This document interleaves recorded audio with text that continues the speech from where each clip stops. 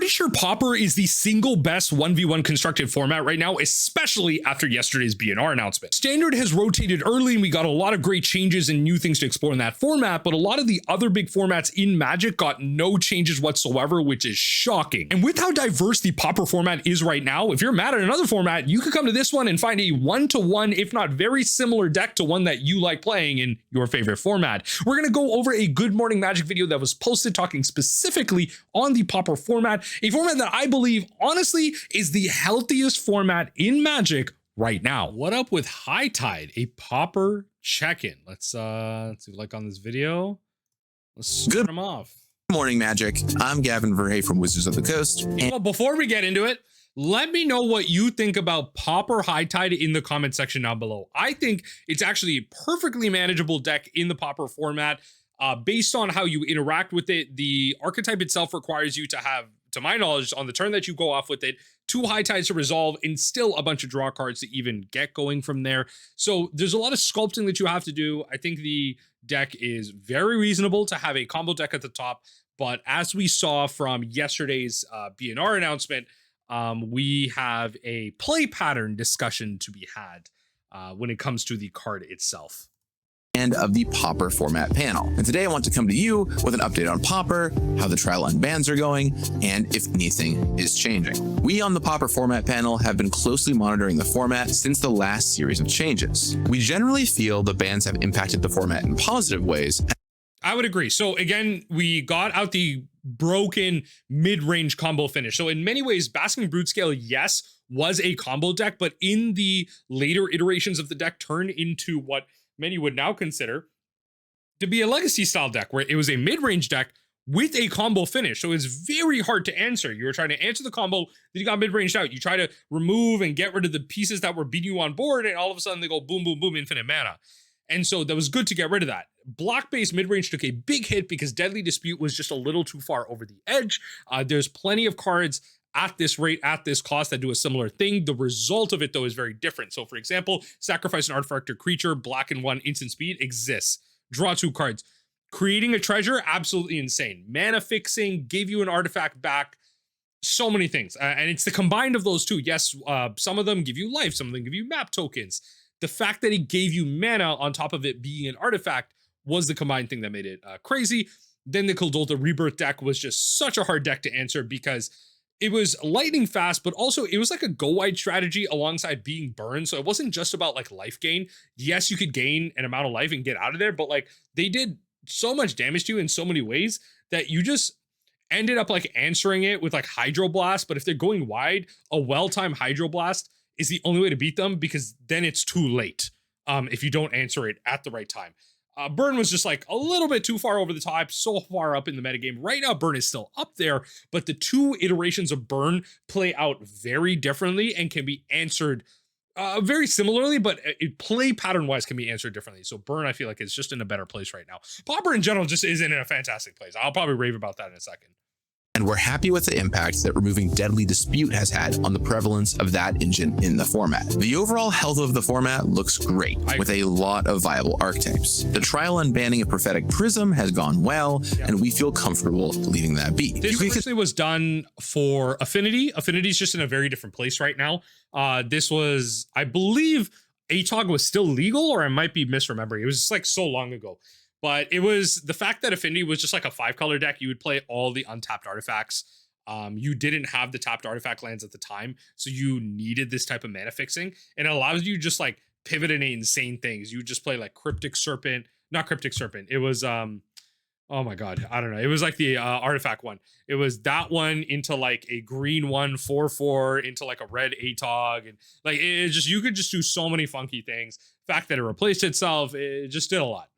Consider the Prism to no longer be trial unbanned. Now it's just unbanned. High Tide, on the other hand, has been a lot more contentious and is what I want to talk about today. This is an interesting situation. Looking at the Magic Online data, the win rate, how often the deck wins matches, of High Tide hasn't been anything noteworthy, sitting at just about 50%. For reference, the current top archetype by win rate among the several most played decks is Fairies, sitting at just below 55%. So I can tell this is probably just going to end up being like a similar script to what we did, like read yesterday in the ban announcement, but we can kind of elaborate further.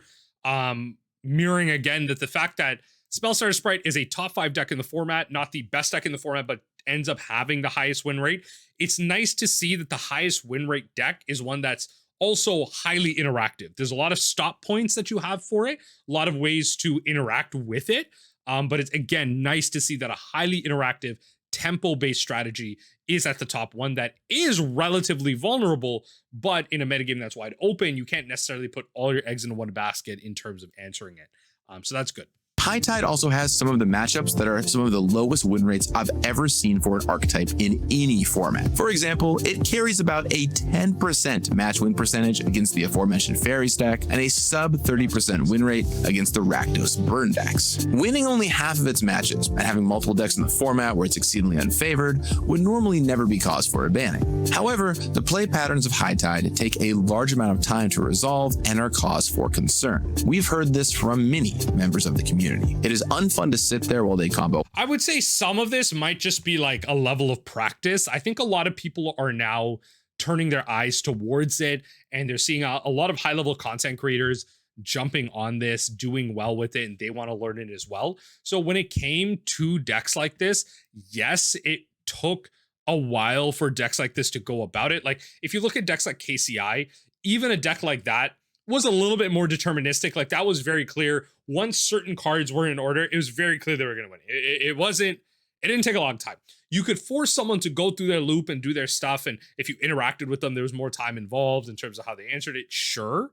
But those type of decks were a little bit easier. This deck, though, there are situations, especially if they weren't able to sculpt the perfect situation with the preordains, ponders, all that stuff, that they do actually have to start trying to combo and kind of draw and try and get into it. And those are the situations that are a little bit harder.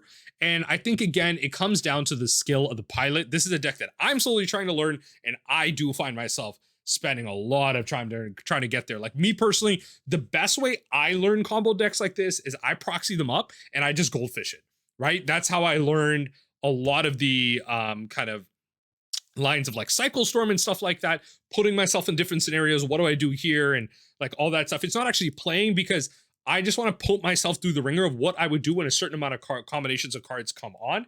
And you can learn more things by playing, but especially when it comes to combo decks like this, I highly recommend like proxying it up in a situation where you can just shuffle up and like keep going and just like play it out and see what it means. Keep track of your mana. And that's what I'm actively doing right now alongside of playing other games. So again, I think like as I've done more of this, my play patterns of what I'm looking for has gotten better.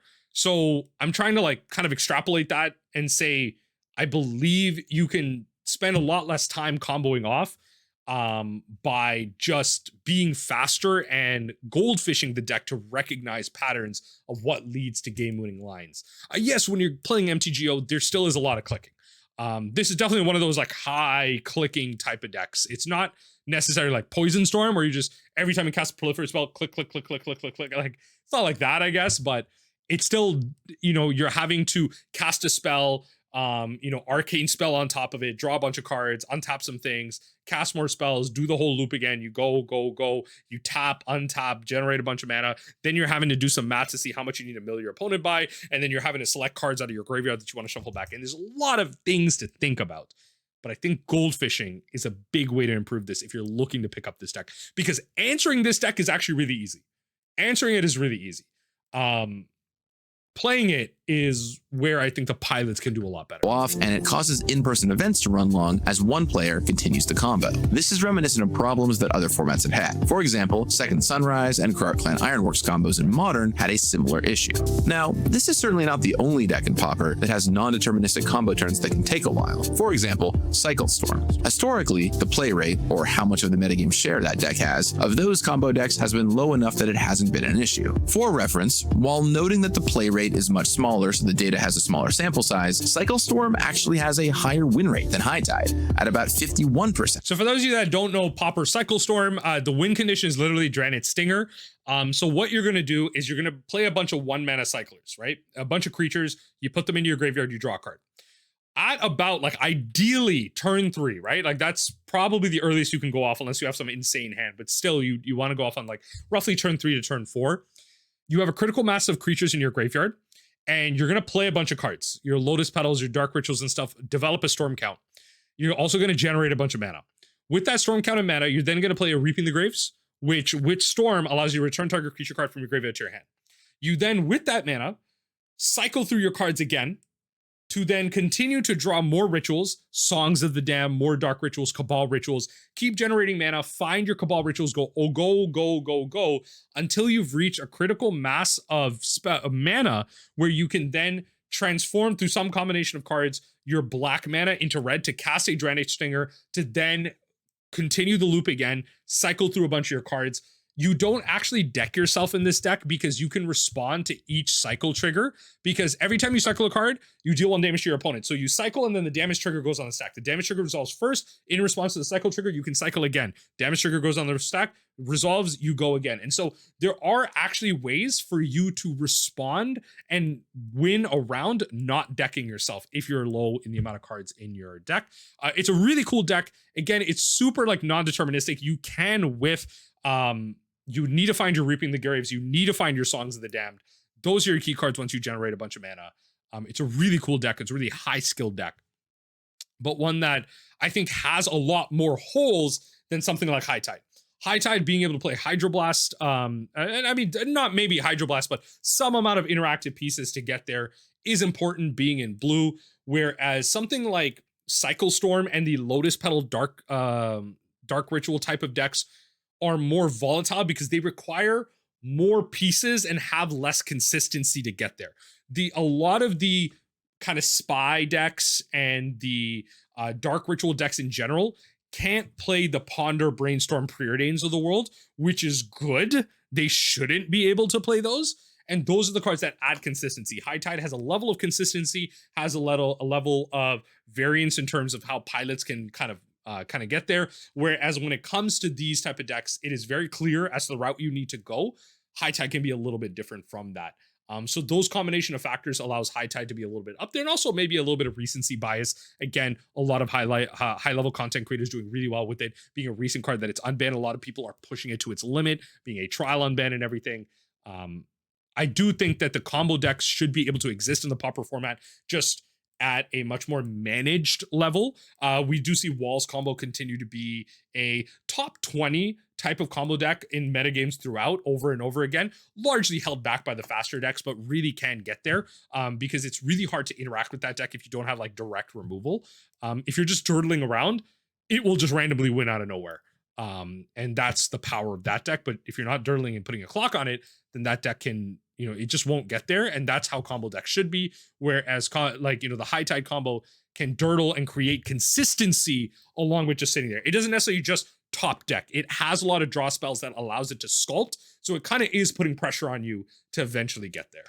In the case of High Tide, however, the play rates are high enough to cause this time-based problem, though it's hard to tell how much of the problem is just because it's the exciting new thing. The format and opinions around High Tide are still evolving, and we want to give it some more time to let that happen and be sure. If we reban High Tide, it is banned for good, so we'd rather take a little more time now to observe. Again, you have to remember that the land untappers like Frantic Surge, Cloud of Fairies, all the cards that come down and are able to untap cards and maybe generate some type of value, the Frantic Surge drawing you more cards, and the Cloud of Fairies being being a threat is like a non-zero. It doesn't have haste, right? But it's able to be bounced and interacted with a lot more with cards like Snap. And so without those, High Tide being powerful is very hard to imagine. And it's nice to see that right now we are observing it from a play pattern level. I've seen some kind of rumblings about it on Twitter and everything, but it is a very easy deck to answer. If you are able to counter that first High Tide, heck, even the second High Tide, the deck just does not function. It needs at least 2 High Tides to resolve, to my knowledge, to really get there. And from my experience, that's what I've had, but I'm not sure if I'm able to push the deck to the extreme where I can win with just 1 High Tide and casting a bunch of cards. I don't think that's how it works. You really need 2 High Tides on the turn you go off. You don't want to go off with just 1 High Tide in hand, to my knowledge. Sometimes you're going to be forced to, but it hasn't really worked out every time I've goldfished it that way. So to my knowledge, and based on what I've seen in terms of gameplay, you need 2. And then on top of that, you need untappers, you need draw spells. There's a lot of things you need to come together. So if it's a play pattern thing, that's great. And I like the fact that we are on trial unbanning it and really going through the loop, right? Like High Tide was unbanned because they want to introduce a new combo deck into the format, and it's one that doesn't have its most powerful enablers out there, and that's good. That's a good thing. So even without those, we trial unban something, we put it through the ringer, we look through all the data. If it still doesn't work, we take it off. That's great. I like the fact that with a format panel, we are able to do things like this that other formats are unable to do, unable to trial ban, unable to, go through the numbers, put it through some challenges, put it through some big events. And I'm happy to see that we're going to see later in this video, if it's the same thing as the article, that we are going to get an update before November 2025, along with the rest of the BNR announcement, as to the state of High Tide. I'm excited to see where High Tide is at. I'm actually excited to see what we could get out of Edge of Eternities to play along the High Tide. We're going to get a lot of colorless artifacts coming out of that set as well. We have a current Mox in Standard. We have the new Tezzerite. I imagine there's going to be cards that Wizards wants to synergize with that when it comes to Standard and higher power formats. That probably means we get some level of good colorless synergies. So Affinity players and everything are definitely going to be looking real hard at this set. And be sure. Additionally, a large in-person Italian tournament, Paupergeddon, is coming up on July 4th. We don't love making a change this close to the event and would like to look at the results of its performance to help determine what to do with High Tide. We have seen Paupergeddon dramatically impact deck popularity in the past, so the success or failure of High Tide there may do a lot to impact its position in the format. In fact, as a fun side note, I'll be there personally in Paupergeddon this weekend to see what happens. So, given all of this, we are extending the trial unbanning of High Tide. To that end, you might have heard that the next ban and restricted announcement for Magic is scheduled for November 24th. We on the PFP don't believe it's appropriate in this specific case to wait that long to tell all of you about the fate of High Tide. We need some more time to collect data and observe, but not until November. If we do think it's a problem, we want to step in and remove it sooner. We also don't want to make a change that close to Eternal Weekend in Europe, where there will be a lot of Pauper being played. So, we are expecting to come back and deliver a verdict within the next few months, likely August. If we do come back and deliver a ban at that time, that will be a Pauper-only ban window. Either way, we'll come back with a longer format check-in at that time. We don't currently see Pauper as needing any other bans or unbans though. Things look pretty good. Of course, if High Tide is removed, it's possible it could change the metagame drastically, and then at that point, it is possible that a ban or unban could be necessary. Thanks to all of you for playing the format and sending feedback our way, and we'll continue to keep an eye on Pauper and especially High Tide in the weeks to come. I'll be out at Paupergeddon in Italy this weekend personally to watch the event unfold. I'm excited to see what happens, and lots of Pauper is about to be played. I'll talk with you again soon. And one thing I want to point out is that alongside High Tide, one of the cards that the Pauper format panel has talked about potentially unbanning as well is Hymn to Turok. And I would really like to see whether or not we get a High Tide ban, get a trial unban of Hymn to Turok. I like this type of exploration, especially going into the kind of Eternal Weekend after that. I think with the new set coming in, with Affinity players getting like a bit of a boost, Hymn to Turok alongside of that, like giving the mono black players something, like I think trial unbanning something like Hymn to Turok is something we should continue to explore. I think this is a very successful trial unban, even if High Tide doesn't end up staying in the format due to play patterns. I think we've taken a very good data-driven approach to this. We have tried a lot of things. There's been a couple iterations. I think right now the High Tide players can do their best to just play a little bit faster. I think that's what it comes down to. I think the timing of all of this is just a little bit of gold fishing and a little bit of, yes, MTGO is going to play a little slow in terms of how much you have to click through things and how the client itself manages combos, but something like this is very important to be able to do as a combo player. And yes, something I struggle with as well, but still, some of this is onus on the player as well, if not just on the card.